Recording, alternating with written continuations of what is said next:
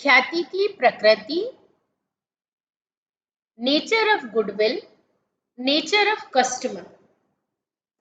ख्याति की प्रकृति को हमने विशेष रूप से 4 पेट एनिमल्स के आधार पर बताया है। बच्चों, ये समझने के लिए आपको अत्यंत आवश्यक होगा कि ख्याति किस नेचर की होती है, यानी उसका स्वभाव या प्रकृति क्या है। जैसा आप देख रहे हैं स्पष्ट रूप से कि प्रथम स्थान पर कैट नेचर गुडविल यानी बिल्ली के स्वभाव वाली ख्याति आपको दिख रही है, और डॉग नेचर गुडविल यानी कुत्ते के स्वभाव वाली ख्याति। जैसा इनका स्वभाव होता है उसके अनुरूप ही, उसके समान ही हमने ख्याति की तुलना भी की है, और इस ख्याति की तुलना हम उस कस्टमर के नेचर से करते हैं जिसके आधार पर ख्याति उत्पन्न होती है। बिल्ली का स्वभाव होता है उसे मालिक से कोई मतलब नहीं है। यदि बिल्ली को किसी घर में आने पर उसका जरूरत का सामान मिलता है तो वह उस घर में निरंतर आती रहती है, अर्थात उसे मालिक से किसी प्रकार का कोई भी संबंध नहीं है। अब इसे हम ख्याति के दृष्टिकोण से देखें तो ये कह सकते हैं, यदि किसी व्यापार की ख्याति है, उसका मालिक यदि बदल भी जाए तो उससे फर्क नहीं पड़ता है। ख्याति वहां निरंतर बनी रहती है।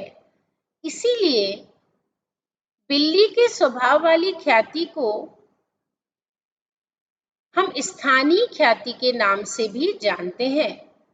बच्चों, इस तरह का एक प्रश्न आपको वस्तुनिष्ठ में पूछा जाता है।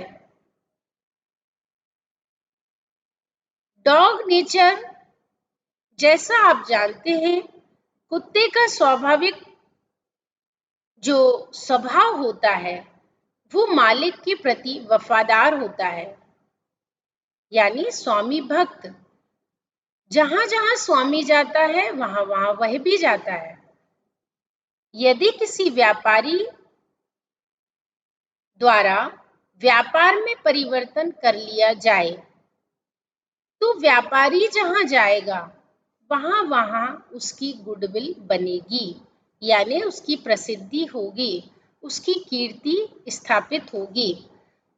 इससे आशय व्यक्ति विशेष से है कि व्यक्ति के कारण ही गुडविल उत्पन्न हो रही है। तीसरे स्थान पर हम देखते हैं चूहे के स्वभाव वाली ख्याति। बच्चों, आप जानते हैं चूहे का स्वभाव होता है किसी भी स्थान पर जाना। उस स्थान विशेष से किसी प्रकार का कोई मतलब नहीं होता है। उसे जहां जरूरत की चीज उपलब्ध हो जाती है वह उसी स्थान पर पहुंच जाता है। वह आपके घर में भी मिल सकता है, वह आपके स्कूल के किसी स्थान पर भी मिल सकता है, अर्थात इनका स्वभाव अस्थिर होता है। इसे हम एक बहुत अच्छे उदाहरण से बता सकते हैं। आप टेलीविजन पर किसी भी प्रकार के विज्ञापनों को देखते होंगे। किसी विशेष वस्तु का विज्ञापन आपको आकर्षित कर जाता है और उस आकर्षण के कारण उस वस्तु को खरीदने के लिए अधिक से अधिक मात्रा में ग्राहकों द्वारा उस वस्तु को क्रय कर लिया जाता है, अर्थात उस वस्तु का मूल्य, उसकी गुणवत्ता, उसकी उचित मूल्य नीति, इन सब के कारण हमारा आकर्षण बढ़ता है। इससे आशय कि हम पुरानी वस्तु को छोड़कर नई वस्तु पर आ जाते हैं। फिर तीसरी प्रकार की कोई वस्तु हमारे विज्ञापन में आती है, हम पुनः वस्तु को बदल देते हैं। इससे हमें पता चलता है कि इसका स्वभाव अस्थिर है। किसी भी प्रकार से हम वहां सुरक्षित नहीं हैं और गुडविल अपने स्थानों में परिवर्तन लाती रहती है। लास्ट चौथे स्थान पर है रैबिट नेचर गुडविल यानी खरगोश। इनका नेचर होता है केवल अपने आसपास अपने आप को सुरक्षित रखना, सीक्रेट। केवल वो अपने वातावरण में रहना चाहते हैं, एक विशेष स्थान, विशेष व्यक्ति, विशेष क्रेता, जिससे हमारी गुडविल निर्धारित होती है। तो इस प्रकार बच्चों, आपने इन चारों के स्वभाव में देखा कि किस तरह से इनका स्वभाव हमारे नेचर यानी कस्टमर के नेचर से संबंध होता है और किसके कारण इनकी ख्याति में परिवर्तन होता है। अब यदि इसे हम सारांश या संक्षेप रूप में व्यक्त करें तो ये कह सकते हैं, ख्याति में जो बिल्ली के स्वभाव वाली ख्याति है उसे हम सर्वाधिक मूल्य वाली ख्याति के नाम से जान सकते हैं। सर्वाधिक मूल्य, और अभी मैंने आपको एक नाम बताया, स्थानीय ख्याति। दूसरे नंबर की ख्याति जो कुत्ते के स्वभाव वाली ख्याति है उसे हम उच्च स्तर की ख्याति कहते हैं। इसका कारण क्या है कि जहां जहां व्यापारी जाएगा वहां वहां उसकी कीर्ति बढ़ेगी या मिलेगी और उसी कीर्ति के कारण उसकी ख्याति में भी वृद्धि होती है। तीसरे प्रकार की ख्याति को हम शून्य में लेते हैं क्योंकि वह अस्थिर स्वभाव की है। और चौथे नंबर की जो ख्याति वो हमारी निम्न क्षमता की है, यानी उसका व्यापारिक दृष्टिकोण पर किसी तरह का कोई विशेष प्रभाव नहीं पड़ता है। जहां जहां वो जाएंगे उनका वातावरण उनके अनुकूल होता जाता है। अब हम देखते हैं ख्याति उत्पन्न होने के कारण। बच्चों, ये एक आपके पाठ्यक्रम में अत्यंत महत्वपूर्ण प्रश्न है, ख्याति किन कारणों के से उत्पन्न होती है। प्रथम स्थान पर आपको दिख रहा है फर्म या व्यापार की स्थिति। इसके बारे में मैंने आपको पूर्व में बताया है कि फर्म या व्यापार की स्थिति वस्तु को बेचने हेतु अनुकूल होना आवश्यक होता है।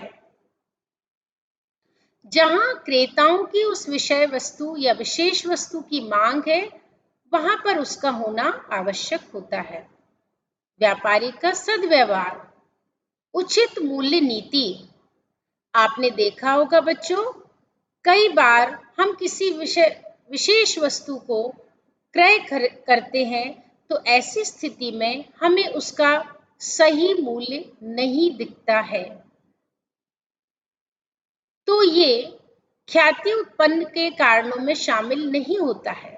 लेकिन वही किसी विशेष व्यापारी द्वारा वस्तु को उचित मूल्य पर बेचने का निश्चय किया जाता है तो ऐसी स्थिति में वहां अनेक क्रेताओं द्वारा उस वस्तु को क्रय कर लिया जाता है। इस प्रकार उचित मूल्य नीति भी ख्याति को उत्पन्न करने के या होने के कारणों में एक विशेष कारण होता है। माल की गुणवत्ता हम किसी भी वस्तु की क्वालिटी पर ही क्रेता के उपयोगिता पर निर्भर कर जाती है, यानी उसकी गुणवत्ता कहाँ तक है। आकर्षक विज्ञापन सबसे ज्यादा आकर्षित हमें किसी भी वस्तु का विज्ञापन करता है। यदि हमने उसके विज्ञापन को देखा अथवा सुना हो तो हम शीघ्र ही उस वस्तु को खरीदने का प्रयास करते हैं। इससे भी वस्तु के विक्रय में निरंतर वृद्धि होती है। ग्राहकों को सुविधाएं, ये प्रायोगिक दृष्टिकोण से सबसे महत्वपूर्ण है ग्राहकों को सुविधाएं। बच्चों, आप जानते हैं कि जब हमें किसी वस्तु की अत्यंत आवश्यकता होती है तो ऐसी स्थिति में हमें व्यापारियों द्वारा वे समस्त वस्तुएं जो हमारे लिए आवश्यक हो उन्हें वो घर में उपलब्ध करा देते हैं। इसके अतिरिक्त किसी वस्तु के साथ किसी प्रकार का कोई मुफ्त नमूना, जिसे हम फ्री सैंपल कहते हैं, ऑफर, ऐसी सुविधाएं भी ग्राहकों को दी जाती हैं। प्रबंध की कुशलता, जिनसे हम क्रय विक्रय लेन देन करते हैं, उनका प्रबंध की क्षेत्र यानी मैनेजमेंट जो स्किल है वो कुशल होता है। एकाधिकार, इससे संबंधित बच्चों आपने अर्थशास्त्र में भी पढ़ा होगा कि जिनका एक स्वयं एकल अधिकार होता है जिस वस्तु पर, उसे हमें आवश्यक रूप से खरीदना ही होता है यदि उसकी आवश्यकता है तो। ग्राहकों को आश्वासन,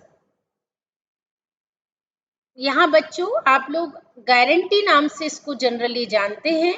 आश्वासन दिया जाता है यानी हम और आप आश्वस्त हो जाएं उस वस्तु से, इससे भी हमारी ख्याति में वृद्धि होती है और उत्पन्न होती है। ग्राहकों के साथ व्यक्तिगत संबंध, इसे हम व्यक्तिगत संबंध भी बोल सकते हैं। लाभ की प्रवृत्ति, लाभ की प्रवृत्ति यानी लाभ में वृद्धि होना, टेंडेंसी, निरंतर लाभ बढ़ना कि प्रथम वर्ष 10,000 रुपए का लाभ हुआ है, आगामी वर्ष 20,000 का हुआ है। तो जैसे जैसे लाभ की प्रवृत्ति में वृद्धि होती है वैसे वैसे भी ख्याति में वृद्धि होती है।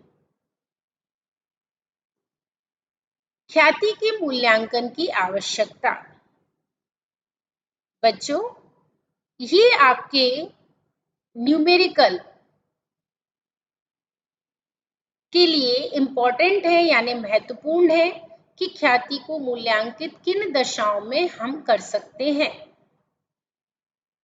जिसमें पहली दशा वर्तमान साझेदारों के बीच लाभ विभाजन अनुपात में परिवर्तन।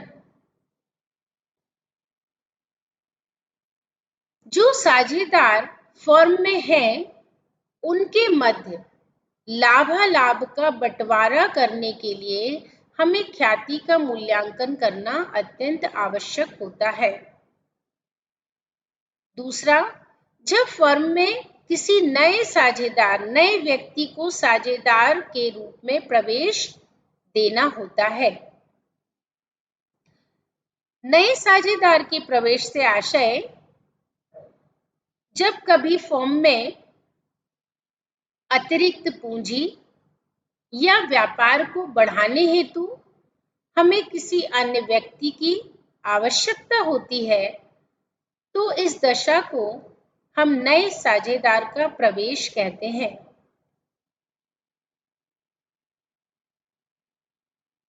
तीसरे स्थान पर जब कोई विद्यमान साझेदार फर्म से अवकाश ग्रहण करता है।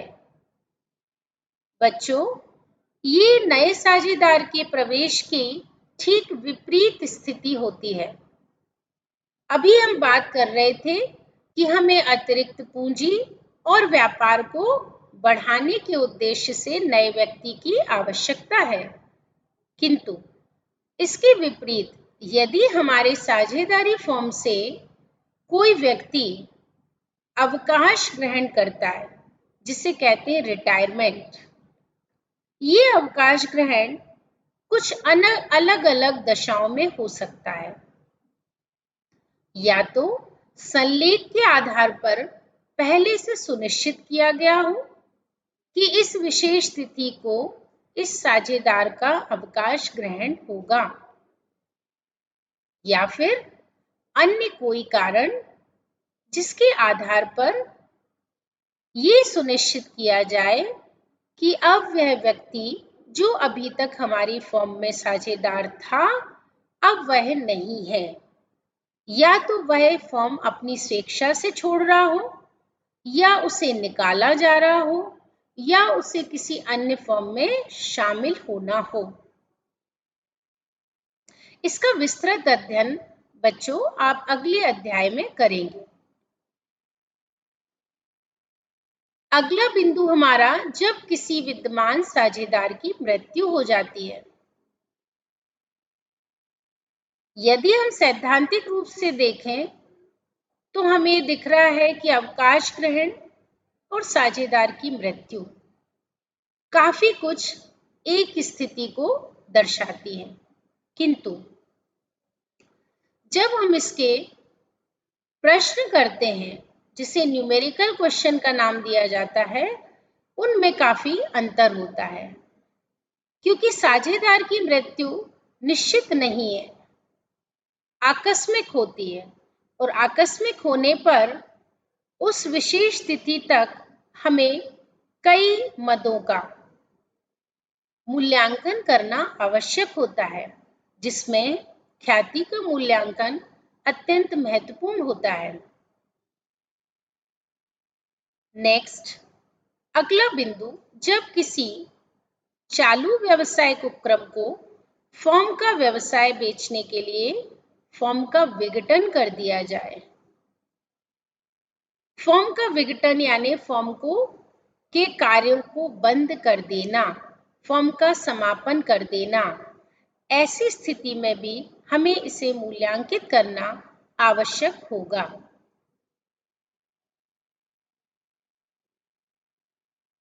एक अंतिम बिंदु जब दो फर्मों के एकीकरण का निर्णय किया जाता है, अर्थात जब दो फर्म एक ही प्रकार की, एक ही स्वभाव वाली बाजार में उपलब्ध होती हैं और किसी विशेष कारण से वह यदि एक होकर कार्य करती हैं और भविष्य में लाभ अर्जन करती हैं, तो उस दशा को हम फर्म का एकीकरण कहते हैं। तो बच्चों, आपने देखा कि ख्याति के मूल्यांकन की आवश्यकता किन किन दशाओं में होती है। अगले चरण में हम ये देखते हैं कि ख्याति को मूल्यांकन तो करना है, लेकिन उसे मूल्यांकित करने की कौन-कौन सी निश्चित विधियां हैं। आपके पाठ्यक्रम के अनुसार ये विधियां मुख्यतः 3 भागों में हैं, जिसे आप एक वर्गीकृत चार्ट के द्वारा स्पष्ट रूप से देख पा रहे हैं। प्रथम विधि औसत लाभ विधि है। द्वितीय अधिलाभ विधि और तृतीय विधि आपको दिख रही है पूंजीकरण की विधि। बच्चों, औसत लाभ विधि को हम पुनः 2 भागों में बांटते हैं, साधारण विधि और भारित विधि। इनसे संबंधित हम सैद्धांतिक प्रश्नों के साथ साथ इनके न्यूमेरिकल्स भी करेंगे। औसत लाभ। बच्चों, औसत शब्द आप कक्षा 6 से पढ़ रहे हैं। औसत से सामान्यतः अर्थ किसी भी संख्याओं के योग में उन संख्याओं से यदि भाग दिया जाता है तो उसे हम औसत लाभ कहते हैं। औसत लाभ विधि के अंतर्गत जब हम ख्याति के मूल्यांकन को निर्धारित करेंगे तो ऐसी दशा में हम गत वर्षों के द्वारा किसी भी फर्म में अर्जित किए गए लाभों को जोड़ देंगे तथा जितने भी वर्षों के लाभ हमने जोड़े हैं उतनी ही संख्या से उसमें भाग देंगे। इस प्रकार हमें औसत लाभ प्राप्त होगा। इस औसत लाभ को आधार मानते हुए हम ख्याति को मूल्यांकित करेंगे। किंतु ख्याति के मूल्यांकन के लिए हमें यहाँ पर क्रय किए गए वर्षों की संख्या का होना आवश्यक होता है। बच्चों, इसे आप सामान्य रूप से समझें कि यदि कोई भी व्यापार जब प्रारंभ किया जाता है तो उसे प्रथम वर्ष में लाभ के दृष्टिकोण से नहीं देखा जाता है। अर्थात हम ये कह सकते हैं कि जितना हमने उस व्यापार को शुरू करने में लगाया है राशि या पूंजी, आप इसे कुछ भी कह सकते हैं, अमाउंट, राशि, पूंजी, चूंकि हम जानते हैं कॉमर्स में लगाया गया धन रोकड़ के रूप में अथवा संपत्ति के रूप में पूंजी कहलाता है। इस प्रकार जैसे जैसे हमारे वर्ष निकलेंगे, हम सेकेंड ईयर यानी द्वितीय वर्ष में पहुंचेंगे, तो हमें एक्सपेक्टेशन होती है, यानी हम आशा करते हैं कि हमें लाभ होगा। 1 वर्ष, 2 वर्ष, 3 वर्ष, ये एक निर्धारित संख्या हो जाती है जब हम लाभ की स्थिति में पहुंच जाते हैं। अर्थात आपको याद आना चाहिए कि हमने अभी परिभाषा में पढ़ा लाभार्जन की क्षमता। तो जब हम लाभ कमाने लगते हैं, एक सामान्य लाभ, बच्चों ये अब आपके लिए नए शब्द आ रहे हैं, सामान्य लाभ। हम आगे पढ़ रहे हैं औसत लाभ, और यदि हम इससे और अतिरिक्त लाभ कमाएंगे तो उसे हम अधिलाभ कहेंगे। और ये आपको विधियों में दिख रहा होगा कि औसत लाभ, सामान्य लाभ, अधिलाभ। जैसे ही हमें औसत लाभ प्राप्त होता है प्रथम विधि के अंतर्गत, उस प्राप्त औसत लाभ में हम क्रय किए गए वर्षों की संख्या से गुणा कर देते हैं। बच्चों, ये आपको प्रश्न में जानकारी दी जाएगी। वह 3, 4, 5 कुछ भी हो सकते हैं। इस प्रकार प्राप्त राशि आपकी गुडविल होगी, जिसे हम ख्याति के नाम से जानते हैं। किंतु औसत लाभ विधि को भी हमने वर्गीकृत किया हुआ है, और वे 2 भाग साधारण विधि और भारित विधि के नाम से स्पष्ट रूप से दिखाई दे रहे हैं। साधारण विधि से आशय औसत लाभ की वह विधि है जिसके अंतर्गत हम किसी भी व्यावसायिक फर्म के गत वर्षों के लाभों को जोड़कर उनमें वर्षों की संख्या से भाग देने पर औसत लाभ प्राप्त कर लेते हैं। प्राप्त औसत लाभ में क्रय किए गए वर्षों की संख्या से गुणा करने पर हमें ख्याति का मूल्य प्राप्त होता है। बच्चों, यह एक साधारण विधि के रूप में उपयोग में लाई जाती है। इसका जो दूसरा भाग है भारित विधि, भारित विधि को बच्चों वेटेड एवरेज प्रॉफिट मेथड के नाम से जानते हैं।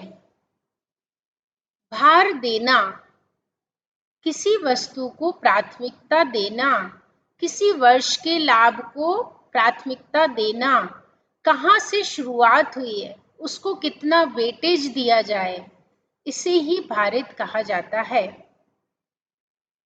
बच्चों, इन दोनों विधियों में एक केवल महत्वपूर्ण अंतर भार का होता है।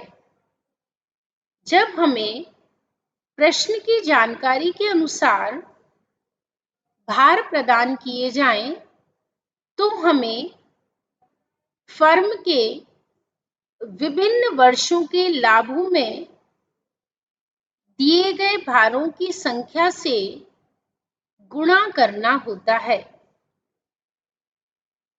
इस प्रकार प्राप्त गुणनफल, जो प्रत्येक वर्ष का अलग अलग होगा, उन गुणनफलों के योग किए जाते हैं।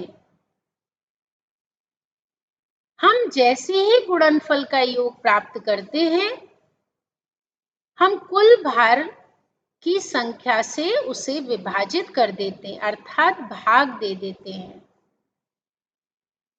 इस प्रकार हमें भारित औसत लाभ प्राप्त होता है। उस भारित औसत लाभ को क्रमशः उसी प्रकार हम क्रय किए गए वर्षों की संख्या से गुणा करके ख्याति प्राप्त करते हैं।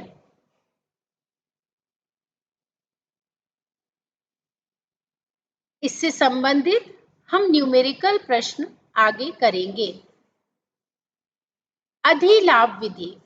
अधिलाभ विधि बच्चों, जब सामान्य से अधिक लाभ कमाने के स्तर पर हम पहुंचते हैं, उसे हम अधिलाभ कहते हैं, सुपर प्रॉफिट। तीसरी विधि पूंजीकरण की विधि है, यानी कैपिटलाइज्ड करना। उसका आधार किसको मानना? कैपिटल को मानना। उस पूंजीकरण की विधि को हम मुख्यतः दो आधारों से पढ़ेंगे, औसत लाभ के आधार पर और अधिलाभ के आधार पर। बच्चों, आप देख रहे हैं साधारण औसत लाभ विधि। इससे संबंधित आपको परीक्षा में एक प्रश्न पूछा जाता है, ख्याति के मूल्यांकन हेतु साधारण औसत लाभ विधि को संक्षेप में समझाइए। तो बच्चों, आपका उत्तर कुछ इस प्रकार होगा। साधारण औसत लाभ विधि के अंतर्गत हम गत वर्षों के लाभों को जोड़ देंगे। उस योग की राशि में निश्चित वर्षों की संख्या से भाग देकर औसत लाभ ज्ञात कर लिया जाएगा। प्राप्त औसत लाभ में क्रय किए गए वर्षों की संख्या से गुणा करके ख्याति का मूल्य ज्ञात किया जाता है।